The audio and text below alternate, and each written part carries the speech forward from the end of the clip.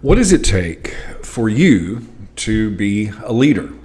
You might say, well, I'm not a leader. I'm not in charge of anything. Jesus taught that leadership is not about being in charge, but about being a servant. Jesus said, leaders serve others.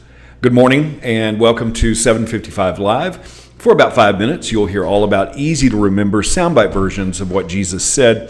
And the point is to help you experience life to the fullest, the Jesus way.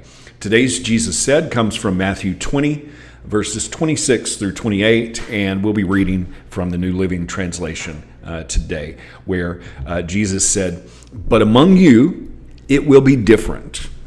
Whoever wants to be a leader among you must be your servant, and whoever wants to be first among you must be your slave. For even the Son of Man came not to be served, but to serve others, and to give his life as a ransom for many."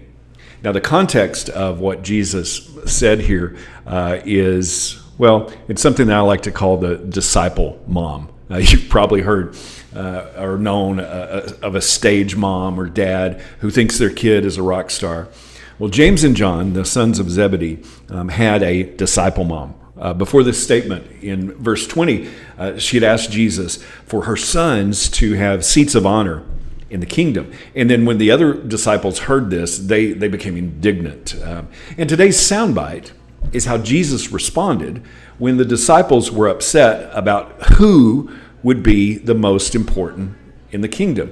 Now, Jesus made this same point in many different ways, but these disciples were hard-headed, much like us.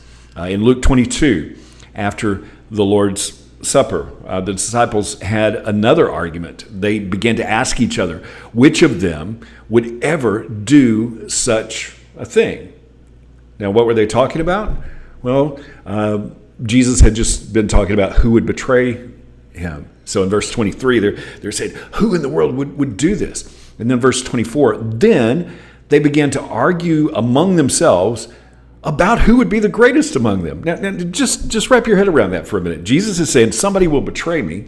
And their response was, well, who would do that? Let's argue about which one of us will be the greatest in the kingdom. Going on in Luke 22, verse 25, Jesus told them, in this world, the kings and great men lord it over their people, yet they are called friends of the people. Unpacking that a little bit, Jesus is making a contrast there. He says, even though they're called friends, they lord everything over the people. Verse 26, but among you it will be different. Those who are the greatest among you should take the lowest rank, and the leader should be like a servant. Don't be like earthly leaders, is what Jesus is saying. There should be a difference. Well, what is that difference?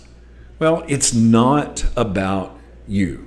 Bottom line, following Jesus is not about you. Jesus came to serve, not to be served.